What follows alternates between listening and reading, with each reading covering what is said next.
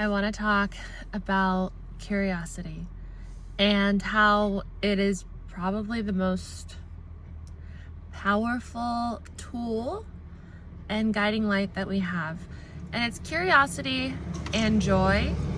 But when you start to recognize this feeling, like it's a very specific feeling and it's very notable once you get there, it's like, oh, this is my guiding light.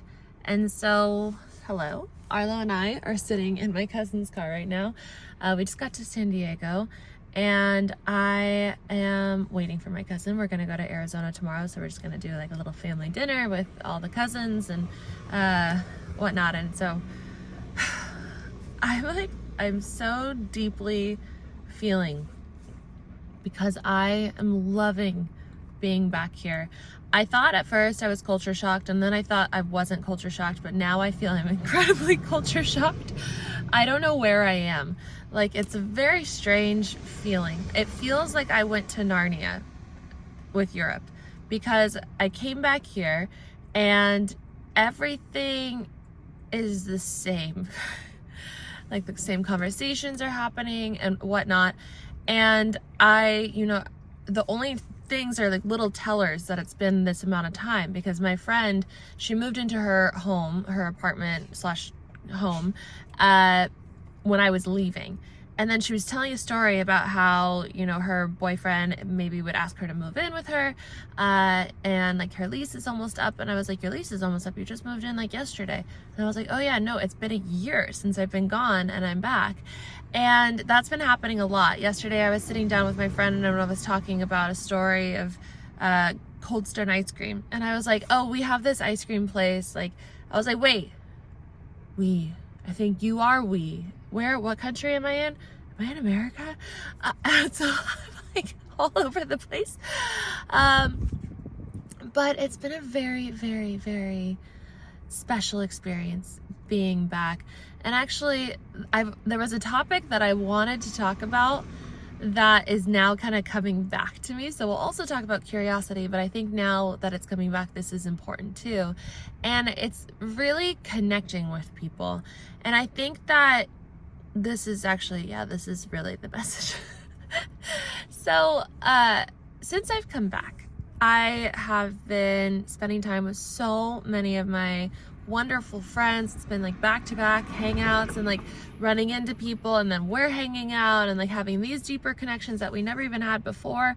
I left for Europe, and so if you don't know, a year ago I left the States, California, and I moved to Europe, to Italy specifically. And so now I'm visiting for 3 weeks with Arlo, and we're gonna go back to the farm that we live on in Italy at the end of the month.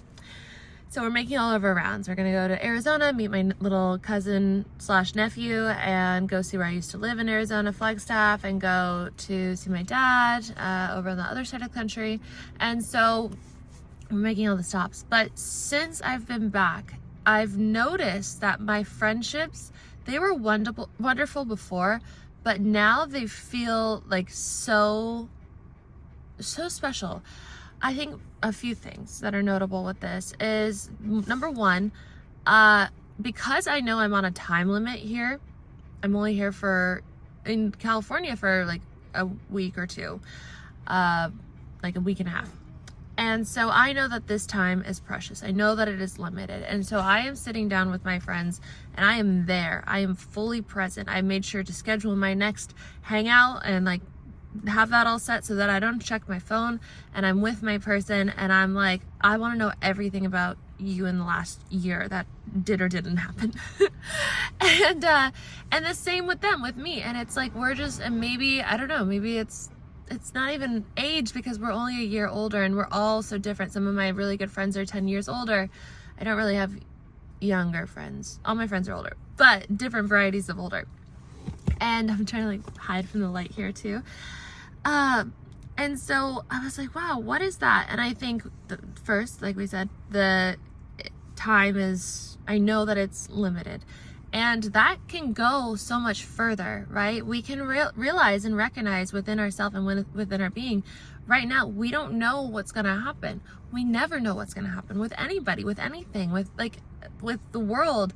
And so the things that you have going for you right now, enjoy them. I was just like, and I talked about this when I was at a wedding with my cousin who I'm here with right now, in her car. But when I was at a wedding with her in France a few months ago, and just with my friend yesterday, I had a moment of just like taking in their features and like this moment in time. Like, we're all, we're aging, we're changing, we're gonna be different in 30 years from now. And so I just have been like imprinting these memories in my mind intentionally. I'm like, just remember how special this is. We're talking about figuring it out. We're talking about following our dreams. We're talking about surrender. We're talking about like people in our life that we're excited about. Like if a friend is excited about dating someone and all of that. And so it's like, I'm really just trying to like imprint these in my heart. I'm like, this is so precious. These days are so precious.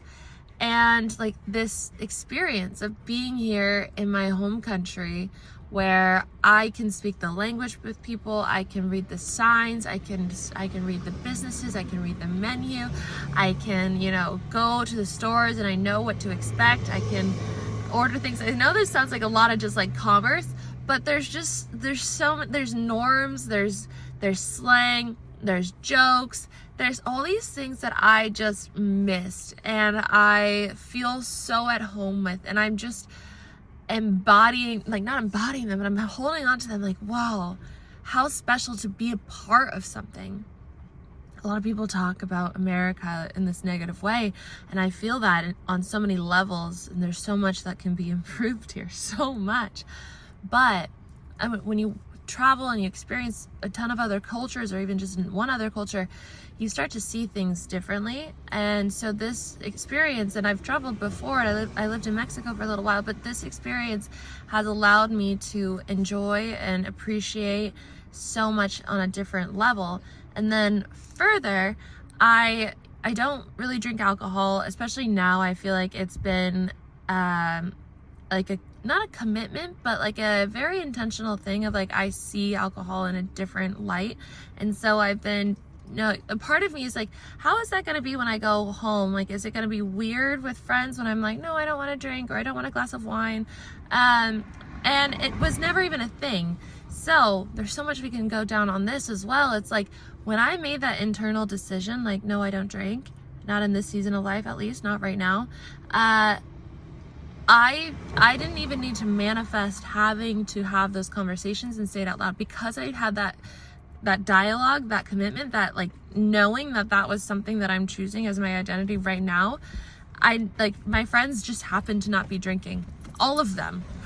Like, nobody ever was like, let's drink, or ordering a drink at the table. And some of my friends who are like big wine people, they randomly were like, oh yeah, no, I'm just doing a dry whatever month. And so I was like, that's very interesting. And further, when alcohol's not involved, like there's not that crutch, and there's that, it's so interesting how like we've been so conditioned to drink in social settings. Why? It's like, okay, because it allows us to loosen up and show our true self. But what if you just are accepting of yourself as you are? What if all of you are accepting of yourself as you are at that dinner table? Maybe it's a little more quiet, and maybe you feel awkward, but then you get to have that inner journey of like, I love you even if you're awkward. I love you even if you're quiet. I love you even if anyone ever thought you were those things, but they probably don't. You just thought that of yourself because maybe someone told you when you were 5. And so that's a really special experience to go down with yourself. And I've also made it a thing, not even made it, but because I've gone on this journey of like fully embracing and accepting who I am, what I love, what I want, where I want to live, what I want to do, how I want to do it. Like, I feel like I've really put authenticity at my number one priority, especially after learning about that study that I talk about often, where they put all these people into a room in Russia or Germany, and it was like completely EMF free, frequency free. And what they found was that authenticity was the most expansive emotion for other people to be around. So when you're in your authenticity, you are expanding others. And I want to be here on earth, and I want to make earth a better place. And how much better could it get that you get to do that just by being in your authenticity? And what does being in your authenticity mean?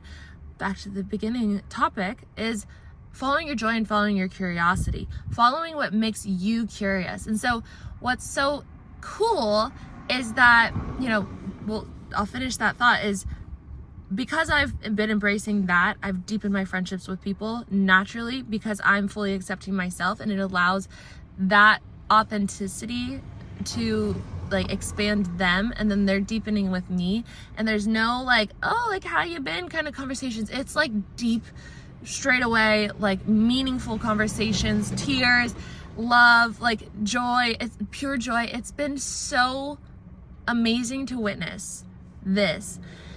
And it's like I have friends all over the spectrum, so not like autism but like in just different walks of life. And so I have quite a few Christian friends here, and so it's been very special to have these conversations where I'm no longer holding back when they ask me, questions about Jesus or whatever, if I read the Bible or things, because I know a lot of that culture and that norm is to try to bring Jesus awareness to other people, to get them to become Christian, and it's all from a place of love. And before, I used to feel like I had to hide myself or answer in a way that was like a people-pleasing thing.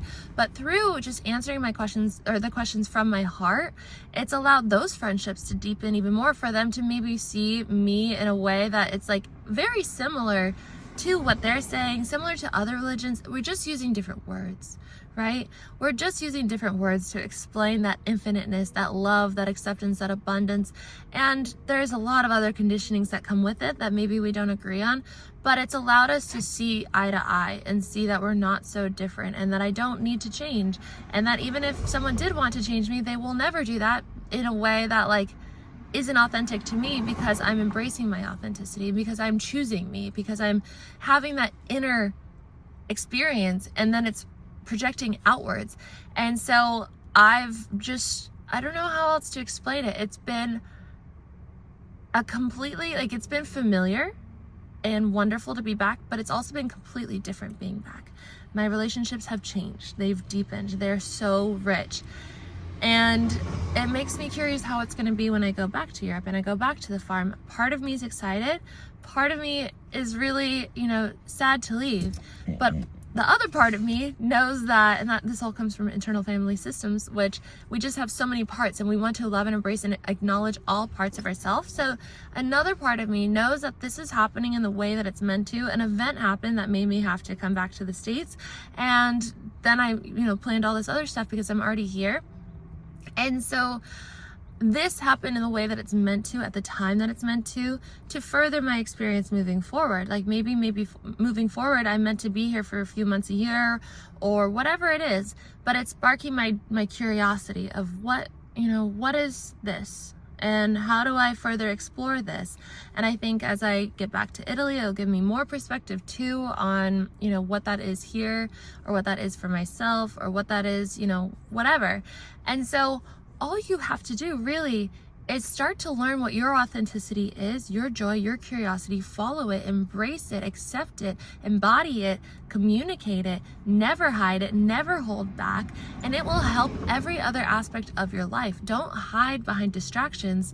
I can't say don't drink, because I know it's such an ingrained part of the culture, of cultures all over the world.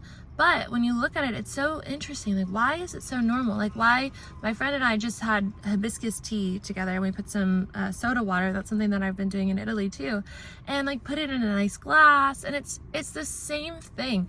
And when I would reflect on my college days, like I remember going out a few times and just not drinking and being around all the drunk people. And even though drunk people can be annoying when you're sober, I remember feeling like so light and so euphoric. And then the other day I was having a reflection on that, and I was like, I feel like we've been conditioned to not even know that that's possible. A lot of people, maybe a lot of people on here probably already know that. But like how special it is to be fully aware in every situation and every social engagement, to be able to go home and to reflect on it from a really clear place. And maybe you're an empath who hasn't quite figured out yet how to set those boundaries of not taking things on, so it takes you a little while to like get off. But as you do that too, and you allow yourself the experience of being clear in all things, you get to really see yourself and see your reflections and see your mirrors and go on that more fast track to getting to where you want to get to. And so it's really a matter of seeing what is not in alignment with what you truly want and what is blocking you from seeing your joy and your curiosity clearly, and how can you further, how can you make commitments to yourself to go on that journey of better embodying your authenticity. And only you will know what that is. Maybe certain things serve you in a way that they don't serve other people. Everyone's going to be on their own authentic journey, but it's starting with awareness and starting with self-responsibility and accountability and making a choice and making an identity shift.